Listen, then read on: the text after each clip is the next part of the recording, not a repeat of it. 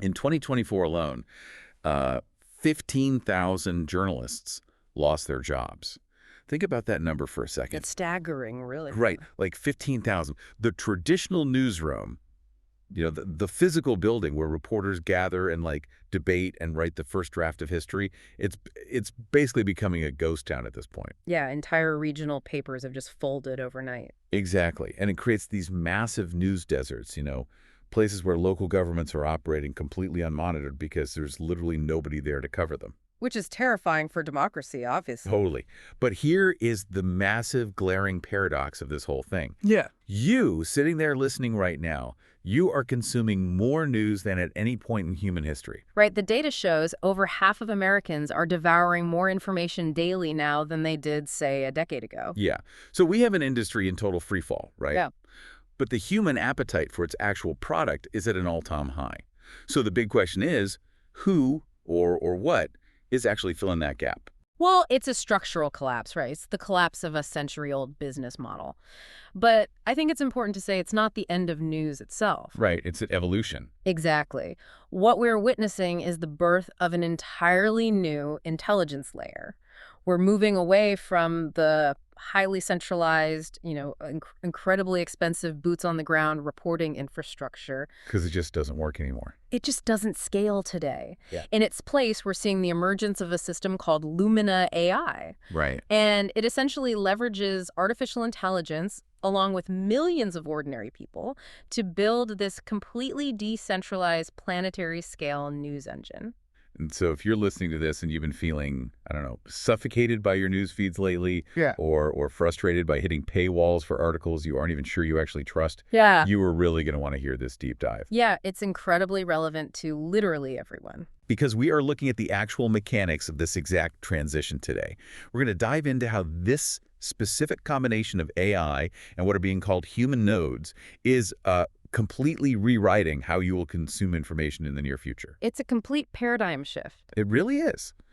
But to understand the solution, I think we have to look at the sheer, brutal math problem that broke legacy media in the first place, right? Absolutely. The math is just unforgiving. I mean, for decades, the journalism equation was super simple. You produce stories, you attract eyeballs, and you sell advertisements against those eyeballs. Right, the classic ad-driven model. Exactly. And that funded the newsroom. But the delivery mechanism just fundamentally broke. By 2024, social media had officially overtaken television as the top news source in the U.S. So people still want the news, they just aren't going to the actual newspaper's website to get it. Right. They want it in their feeds. And the final nail in the coffin, really, seems to be AI search engine overviews. Oh, man, yeah. It's huge. It is. When an AI reads the article for you and generates this perfect, 3-bullet point summary right there on the search results page, you never actually click the link. You already have the answer. Why would you click? Exactly. And if you don't click the link, the publication can't serve you an ad. And without that ad revenue. They can't make payroll, period. The projections from the sources we're looking at show a 40% or more decline in referral traffic just from these AI summaries alone. 40%. That is an existential crisis for any business. Totally. And the traditional response to the public demanding more news was always, let's hire more reporters. Right, like open an international bureau in Tokyo or send an investigative team to a conflict zone. Keep a reporter permanently assigned to the local city hall. And look, that is an incredibly noble model. It's how great journalism was done. But it is phenomenally expensive. Right. Sending just one seasoned reporter to cover a single beat costs hundreds of thousands of dollars a year when you factor in, salary, travel, equipment, insurance, institutional overhead. It's basically impossible to scale that globally today. I mean, it's like, okay, think of it like running an incredibly expensive, high-end artisan bakery. You check out like this. You source the absolute best flour. You wake up at 3 a.m. to knead the dough. You spend hours baking these beautiful, complex loaves of bread. Lots of overhead, lots of labor. Exactly. But then an AI machine just sets up shop directly outside your front door. Right on the sidewalks. Right on the sidewalk. And it intercepts your customers before they even walk in, and it hands them free, instant bread made from your exact proprietary recipes. Yeah. That's brutal, but it's accurate. And to push your analogy even further, not only is the AI handing out your bread for free, but your landlord just tripled your rent and all your delivery trucks broke down. Oh, man, yeah. It's just a complete squeeze from all sides. But the value of the reporting, like the recipe in this analogy, Yeah. is still there, right? Yes, exactly. People want the bread. They desperately want the facts. But the monetization mechanism has been entirely hijacked by the platforms that are aggregating the attention. Which creates this terrifying vacuum. Because if legacy media can no longer afford to place salaried reporters in, every city on Earth, how do we actually gather facts from the physical world? Right, who is actually on the street. Yeah. And this is where Lumina AI introduces the concept of the hidden army. Mm. And the revelation here, looking at these manifestos, is that the necessary reporting infrastructure, the physical eyes and ears on the street, it actually already exists. We just haven't been looking at it as a newsroom. Exactly. We're talking about X. The platform formerly known as Twitter, yeah. Right. It currently has roughly 388 million monthly active users, and they are generating 500 million posts every single day. 500 million. Every day. And Lumina's foundational premise is to essentially treat these users as human nodes. Human nodes. I find that term so fascinating. It is, because these are just citizens, local business owners, niche scientific experts, random eyewitnesses. But the key is they are already physically standing in every city, in every country, across the entire globe. So the logic is, why pay to deploy 10,000 traditional journalists when there are hundreds of millions of people already standing at the scene of the news with high-definition cameras in their pockets? Exactly. The goal is to use this massive pre-existing network as a primary planetary sensor network. A planetary sensor network. It's a total inversion of how we've always gathered information. Completely. For 100 years, an editor sitting in a room in New York or London decided what the news was, and then they dispatched a reporter to go find it. Right. Very top down. But now we have distributed human intelligence. The fundamental problem of the modern era, honestly, hasn't been a lack of raw data. Oh, no, we have too much data. Right. When a crisis happens anywhere on Earth now, there is almost no shortage of raw footage. The bottleneck has always been the inability to process those chaotic, contradictory signals into, trustworthy, contextualized reality. Okay, but let me stop you right there, because the premise of trust is really the elephant in the room here. Sure is. We are calling 308 million people posting on X raw intelligence. Now, anyone who has spent literally 5 minutes on that platform knows it can be an absolute chaotic mess of misinformation. Oh, absolutely. Bot activity, out of context videos. Right. Echo chamber screaming matches. Yeah. So how on earth do we trust a network that is literally famous for its noise to become the foundational sensor for global news? Well, the short answer is you don't. You absolutely cannot trust the raw feed. If you just open the fire hose, you drown in noise. Right, you get nothing useful. Exactly. And that is exactly why this model was technically impossible even just a few years ago. The artificial intelligence component here isn't just some cool feature of Lumina. It is the critical filtration mechanism that makes the entire human node network even remotely viable. So the AI is doing the heavy lifting of sorting the mess. Yes. Its role is to ingest, verify, cross-reference, and structure this human signal in real time. Let's ground this in a concrete scenario so it's easier to grasp. Right. Imagine a massive industrial fire breaks out in a mid-sized city somewhere in the world. Okay, classic breaking news event. Right. Under the old legacy model, a newsroom sees a blip on the wire. They scramble to find an available reporter. They have to book a flight, arrange a hotel, and maybe, 12 hours later, that reporter is standing in front of the smoldering ruins, giving a recap. Best case scenario, yeah. And it's inherently slow. Plus, it relies entirely on the vantage point and the specific expertise of that single reporter. Exactly. But with Lumina's model, the exact second that fire starts, 500 of these human nodes are already at the scene. Because they live across the street. Right. They're uploading photos, they're streaming live video, they're providing hyperlocal context.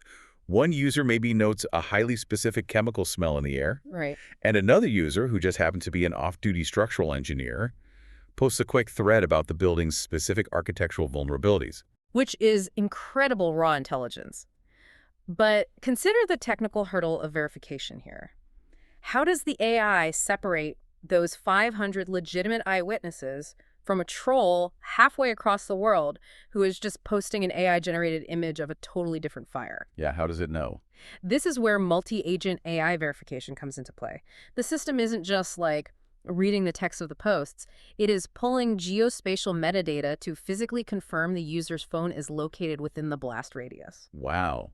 So it's checking location data instantly. Yes, and it uses computer vision to analyze the uploaded videos. It cross-references the color of the flames against known chemical fire profiles to verify the eyewitness who reported that specific smell. That's insane. It also checks the historical reliability of the user's account. Has this person posted accurate local information before, or are they a known troll account? So it's instantly correlating the off-duty engineer structural analysis with the physical evidence in the live streams. Exactly. It's weeding out the bots, it's discarding the hallucinations, and it's isolating the verified facts. But raw data, even verified raw data, is still just data, you know? It isn't a story yet. No, it's just pieces of a puzzle. Right. So how do you actually take those isolated facts and turn them into a readable, comprehensive news update? That process is what the sources refer to as grokking the news. Grokking the news. Yeah. And to understand how this specific engine works, we kind of have to look at its lineage. This tech didn't just drop out of the sky yesterday. Right, it evolved. It evolved from prototypes built back in 2023 and 2024 by Robert Scoble. Ah, okay. He developed these systems known as unaligned and aligned news, and his initial goal was just to manage the sheer, overwhelming fire hose of developments happening in the AI sector itself at the time. Oh man, keeping up with AI news back then was literally a full-time job. It was impossible for one human. You had new models dropping daily. Yeah. Academic papers, massive X threads, podcasts, newsletter deep dives. It was endless. Exactly. And Scoble's prototype successfully ingested all of that fragmented media. It stripped away the PR spin and the noise, and it surfaced a clean, balanced signal of what actually mattered that day. So what Lumina AI is doing is basically scaling that exact mechanism to cover every vertical on Earth. Every single one. Not just tech, biotech, global politics, decentralized finance, culture. And crucially, every geography, right? Yes, the processing engine operates on this massive four-step process. Step one is planetary ingestion. It constantly monitors that verified human node signal we talked about alongside official primary sources. Okay, so it pulls everything in. Right. Step two is where the massive leap in capability happens. It understands and summarizes instantly using Grok-level AI. Okay, we need to define Grok level for the listener because I think it's easy to get confused. We aren't just talking about a dumb algorithm scanning for keywords here. Not at all. This isn't your standard large language model that's just, predicting the next word in the sentence based on some Wikipedia articles from 2 years ago. Right. Grok level implies a native real-time integration with the live data stream. The AI actually understands the context of the event as it is unfolding. It actually understands. Yes, it identifies the core facts, strips out the sensationalism, and acts essentially like a deeply informed expert who is explaining a really complex situation to you. So it's not an aggregator that just hands you a list of hyperlinks to go read yourself. No, it is synthesizing meaning from millions of disparate data points simultaneously. And it's doing this globally. The infrastructure behind this involves aggregation technology built by Dilbhushan Pathak in Nepal. It's called Hatma. Yes, Hotmar. And this allows the AI to natively understand non-English regional contexts without losing the cultural nuance in translation. Which is incredibly hard to do. It is. And they are also leveraging the editorial trust of figures like Pulki Sharma in Asia. So the point is, this isn't just a Silicon Valley tool imposing an American worldview on global events. Right. It is designed from the ground up to process the world's information natively. Which brings us to a really profound shift in the labor market. I was just thinking about that. Yeah. If you have an AI that can ingest 1 million data points a second, cross-reference them for accuracy, and instantly synthesize a perfectly clear narrative, what exactly is the role of the human journalist? I have to imagine there is a lot of anxiety in the journalism world about this. I mean, if the human nodes on the street are providing the raw footage and the AI is doing the writing and summarizing, are professional journalists just entirely obsolete now? It's the logical question, but the developers behind this ecosystem argue the exact opposite. Really? Yeah, they believe journalists aren't being replaced, they're being elevated. Elevated how? Well, in this new model, the journalist evolves into the intelligence layer. Okay. The AI and the human nodes are doing the brute force foundational work of gathering and structuring basic facts, right? The who, what, when, and where. The tedious stuff. Exactly. And that frees up the professional journalist to focus entirely on the why. Oh, that makes a lot of sense. They contextualize those facts. They conduct deep relational investigations. They ask the nuanced questions that an AI just lacks the human intuition to ask. Right, because AI doesn't have curiosity. Exactly. And the journalists provide authoritative narrative structure to all of this. I actually really like that framing. They become high-level analysts and investigators rather than being stuck doing what basically amounts to data entry for local events. Right. It's a much higher leverage use of their skills. But there is a massive hurdle here, and we have to talk about it. We live in a highly polarized world. Understatement of the year, yeah. So what happens when this super intelligent AI has to synthesize and explain a deeply controversial political topic? How does an AI handle the culture wars without instantly enraging half the population and being accused of bias? It's the hardest problem to solve in media today, and Lumina tackles it by completely redesigning the user interface to dismantle the echo chamber entirely. It's powered by what they call multi-viewpoint intelligence. And look, we have to acknowledge that modern media, whether we're talking about legacy television networks or social media algorithms, they are fundamentally optimized for outrage and confirmation bias. Oh, absolutely. It's the open secret of the attention economy, right? Algorithms reward anger because anger keeps you engaged and scrolling. It's highly profitable. And the legacy journalistic standard of, both sides reporting, it really didn't solve this. Usually both sides journalism just meant putting two highly partisan talking heads on a split screen and letting them yell over each other for 5 minutes. Yeah, it didn't generate understanding. It just generated spectacular television ratings. Right. And the consequence of that model is rock bottom trust in media across the entire political spectrum. Exactly. So Lumina AI approaches this as an engineering problem rather than a moral failing. An engineering problem. Yes. They introduce a structural solution. Multi-viewpoint toggles. Okay, I want to hear about these toggles. When you open an article on this platform, you see 3 distinct toggles perfectly integrated right at the top of the screen. They are clearly labeled left, center, and right. Now, before we dive into the mechanics of how this works, I want to be incredibly clear with you, the listener. We are strictly and impartially describing the engineering and the user experience detailed in these blueprints. Right, we're just explaining the tech. We are not taking a political stance, and we certainly aren't endorsing these specific labels as the definitive truth of the universe. We are simply exploring how this technology attempts to solve the problem of bias by coding multiple perspectives directly into the interface. That's a crucial distinction, because the AI is programmed with a mandate for strict impartiality. It's not picking sides. Exactly. It is not tasked with deciding which political side is objectively correct. Instead, it uses its immense processing capability to map the semantic arguments of each side and explain why each group sees the story the way they do. So it's providing context for the beliefs. Yes. It provides the direct links, the primary sources, and the transparent reasoning underlying each perspective, without injecting any editorializing of its own. Let's walk through the specific climate policy example that's provided in the architecture, because I think it perfectly illustrates this. Sure. Imagine a sweeping, highly controversial new federal climate bill is announced. You open the app to read about it. Okay, so if you tap the left toggle, the entire article dynamically rewrites itself instantly. Just totally rewrites. Yes. The AI synthesizes the reporting to highlight the arguments driving that specific worldview. So it focuses on the urgency of planetary survival, the scientific consensus requiring immediate action, and the specific mechanisms within the bill that are designed to enforce corporate accountability. Okay. Then, say you tap the center toggle.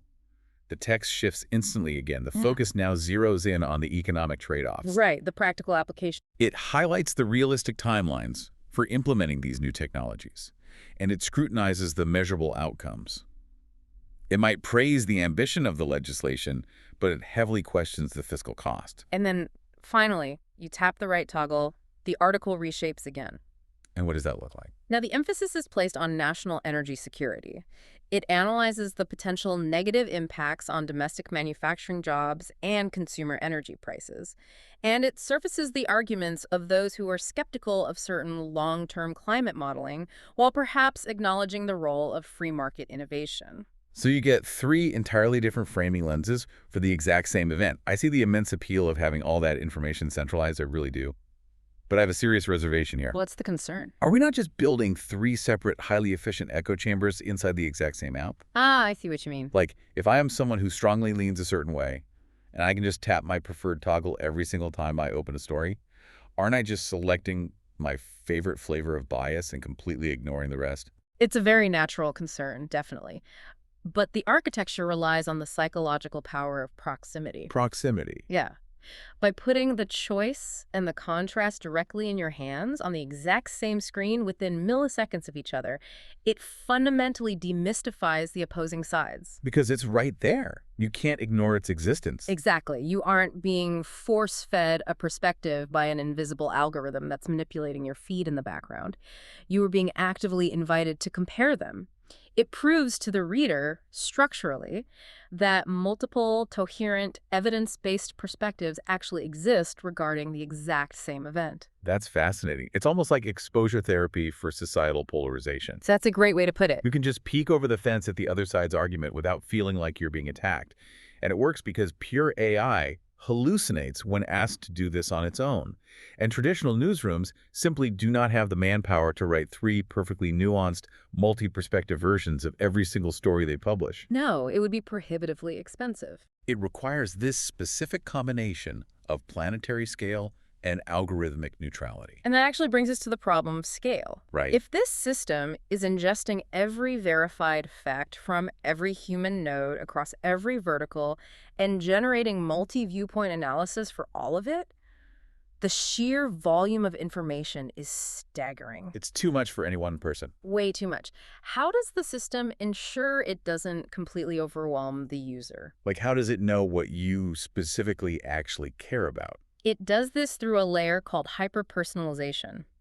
And the platform draws a very sharp distinction here between what they call crude traditional algorithms and true hyper-personalization. Oh, we've all suffered through the crude version. We absolutely have. It's like you click on one article about a new electric truck out of mild curiosity, right? Yeah. And for the next 3 weeks, your entire feed is completely destroyed. Yep, ruined. It's nothing but car advertisements, Elon Musk tweets, and automotive review videos. It is incredibly shallow. It assumes that a 30-second interaction dictates your entire personality. Right. Lumina claims to solve this shallow mapping by combining 3 distinct, deep layers of data to create what they describe as your 1,000 personal editors. 1,000 personal editors. Let's break down how those editors actually function, because this is wild. The first layer is your explicit preferences. Which is the easy part. Right. This is just what you actively tell the system you want. Specific topics, your favorite formats, and the viewpoints you prefer to start with. Right. The second layer is implicit behavior. Now, the AI quietly observes how you actually interact with the content. So it watches what you do, not just what you say you want. Exactly. It measures exactly how long you spend reading a deep dive article versus a short summary. It tracks which viewpoint toggles you actually engage with when a topic gets controversial. It notes which video formats you watch to completion and which ones you abandon after 10 seconds. And then the third layer is real-time context, and this is where it gets incredibly sophisticated. This is the game changer layer. The system knows your physical location and the time of day. Are you rushing through a crowded train station on your Tuesday morning commute? Or are you lounging on your couch on a rainy Sunday afternoon? It matters how you consume. Exactly. The AI weaves your explicit choices, your implicit habits, and your immediate physical context together instantly. The best way to visualize this is through the specific role-play scenario they outline in the documents. They call it the Austin founder example. Okay, let's walk through a typical day for this user. So imagine you are a tech founder living in Austin, Texas. The platform has already synthesized your 3 layers. It knows you are deeply invested in artificial intelligence regulation, early-stage startup funding, and the intricacies of the local Texas energy grid. Okay, very specific profiles. So overnight, a massive new federal AI regulation bill drops in Washington. Big news for this user. Huge. Because the system understands your real-time context, it knows you're just waking up and making your morning coffee. Right, you don't have time to read a novel. Exactly. It doesn't bombard you with a dense 5,000-word policy breakdown. Yeah. Instead, it serves you a crisp 45-second short video summary. It delivers only the absolute essential facts you need to know before you start your day. Then, let's say maybe 2 hours later, you are sitting at your desk. You have a gap between meetings. The system detects this contextual shift. Because you're stationary, maybe on a desktop. Right. It presents a clean, highly structured text version of that exact same story, complete with those left, center, and right toggles we talked about. So you can quickly gauge how different political factions and market sectors are reacting to the legislation. And the system remembers your deeper intellectual interests, too. Let's say Sunday rolls around. The weekend. The AI knows this is when your implicit behavior shows you typically engage with deep, long-form content. So the app serves you a comprehensive 45-minute video interview, a deep dive featuring policy experts and technologists, expanding on the nuances of that exact same AI regulation bill from earlier in the week.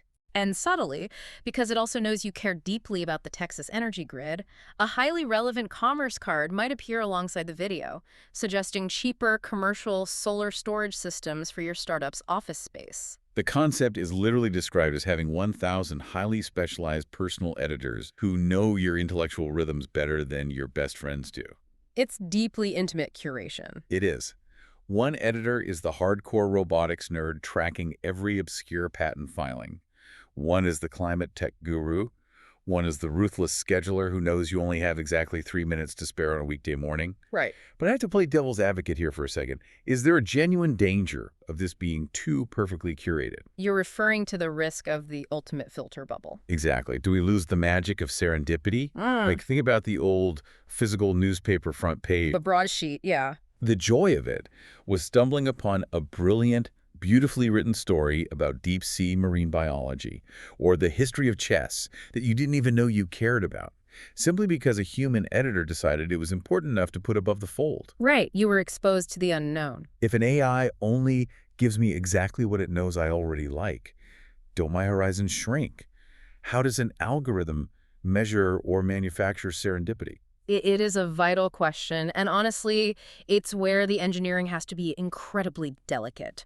True hyper-personalization, as envisioned in this architecture anyway, isn't just a feedback loop of your existing biases. Okay, so it tries to break you out. Yes.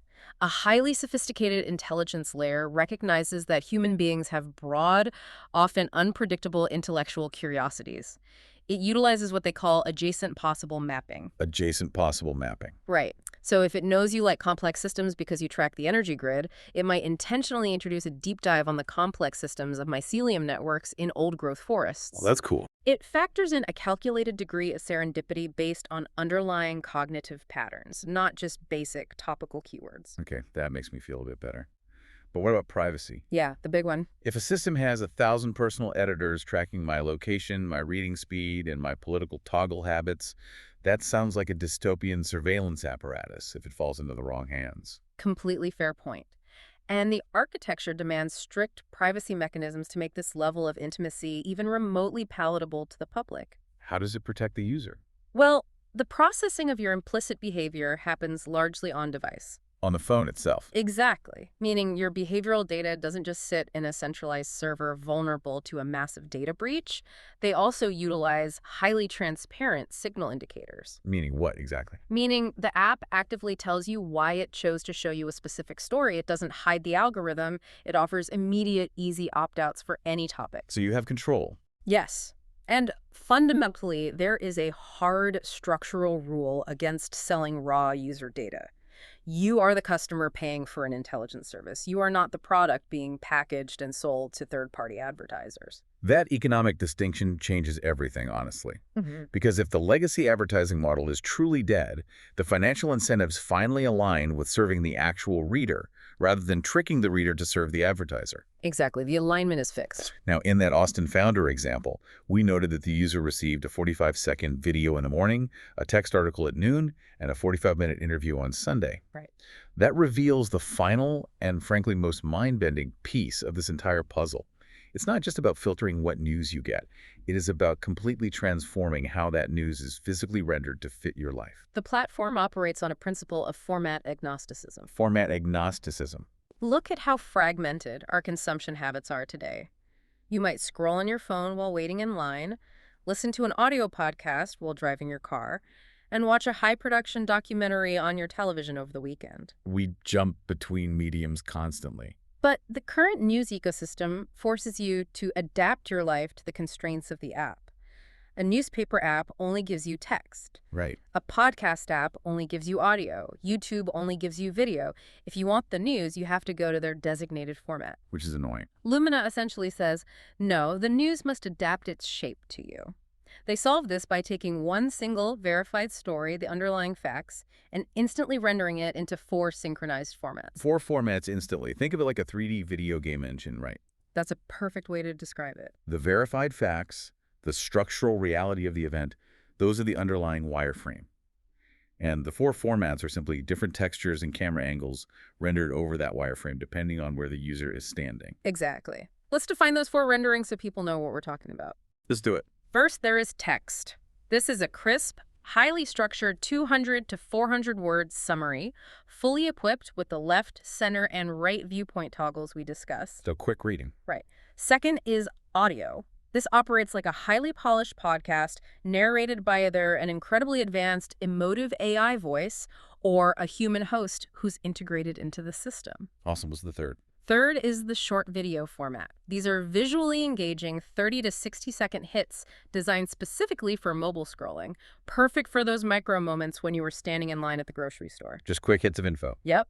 And fourth is the long video format, which the developers refer to as the 1000 Friedmans model. Okay, we have to dive deep into this because it honestly feels like science fiction. For context, Lex Fridman hosts a massively popular podcast. He's famous for these highly technical, deeply empathetic, multi-hour interviews with domain experts. Right, he goes deep. He gets incredibly deep into the weeds of a topic. The 1000 Friedmans concept is the technological marvel of scaling that exact style of deeply intellectual long-form podcasting to every single vertical on Earth instantly. Instantly. Imagine you want to understand a highly niche subject. Let's stick with the local Texas energy grid policy we brought up earlier. Right, a topic that is profoundly important locally, but it might never get a high-end 45-minute documentary treatment from a national network because it's simply too niche to justify the massive production cost. Exactly the problem Lumina solves. The AI can instantly generate a 45-minute, highly produced expert panel discussion on that exact local topic. Out of thin air. It dynamically pulls in real-time data visualizations to overlay on the screen.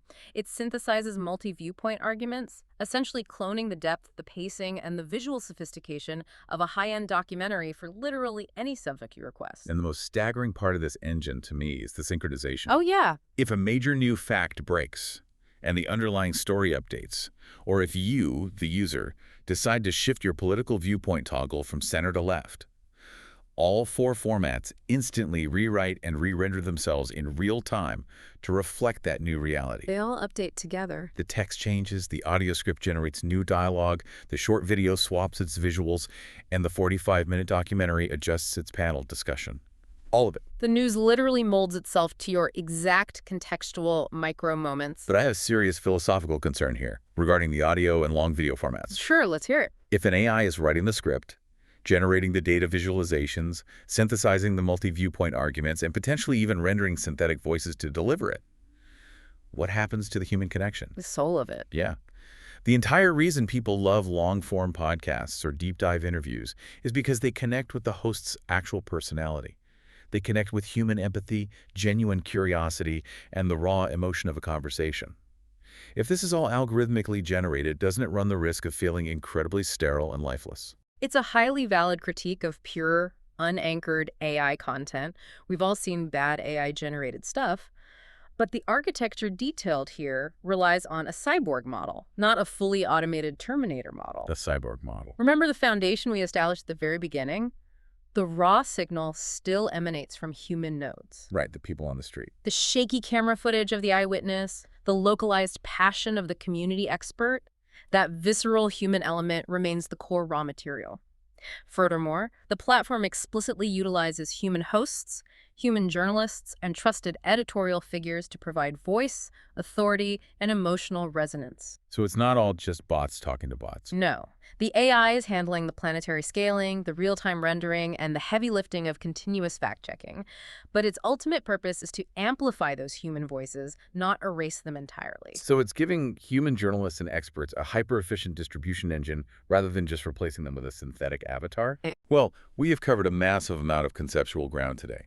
Let's trace this journey back from the beginning, just to recap for the listener. Good idea. We started with the harsh economic reality. The traditional centralized newsroom collapsed because the math of sending salaried reporters to every corner of the globe couldn't survive the death of the advertising model. The math just broke.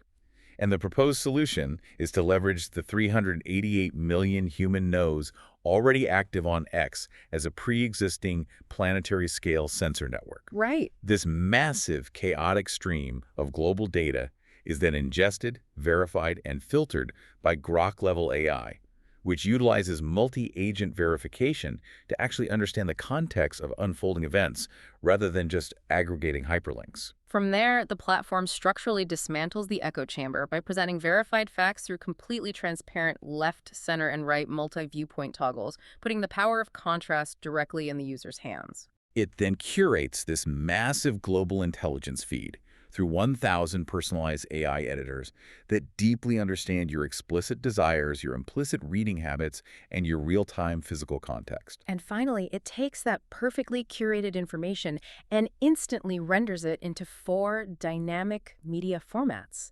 text, audio, short video, and long-form documentary that constantly adapt to wherever you are in your day. It is a comprehensive, ground-up blueprint for an entirely new global information ecosystem. It really is. And to connect all of this directly back to you, the listener, if you are exhausted by the constant barrage of information overload, if you feel a spike of anxiety every time you open a legacy news app, this deep dive is a window into how your daily consumption is about to radically change. It's a much-needed change. It's about getting your time back. It's about becoming significantly more informed and arguably much more empathetic to opposing viewpoints without having to spend 3 hours cross-referencing 10 different highly partisan websites. It solves the logistical and economic problems brilliantly, I think. But it does leave us with a profound, almost sociological question that isn't explicitly answered in these blueprints, but builds directly on the mechanics of everything we've just discussed. Oh, I like a good philosophical question to end on. What's the question? If we all transition entirely to this system, if you and I both have our own hyper-personalized feeds, tailored perfectly to our exact intellectual preferences, our preferred media formats, and our highly specific daily schedules, Yeah. we no longer share a single front page of a newspaper. We no longer share a single evening broadcast that the entire country watches at 6 p.m. How does a society maintain a shared sense of reality? Does perfect, frictionless personalization ultimately mean the end of collective cultural moments? Yeah. That is the exact tension of this entire evolution, isn't it? The artisan bakery burned down, and the AI is now handing out mathematically perfect, instantly customized bread to every single person on the street. Yeah. But are we ever going to sit down at the same dinner table again? That's the real unknown here. It is something to seriously chew on. Think about what your own 1,000 personal editors would prioritize for you right this second if they were perfectly tuned to your life. What would your feed look like today? Thank you for taking this deep dive with us. We'll catch you on the next one.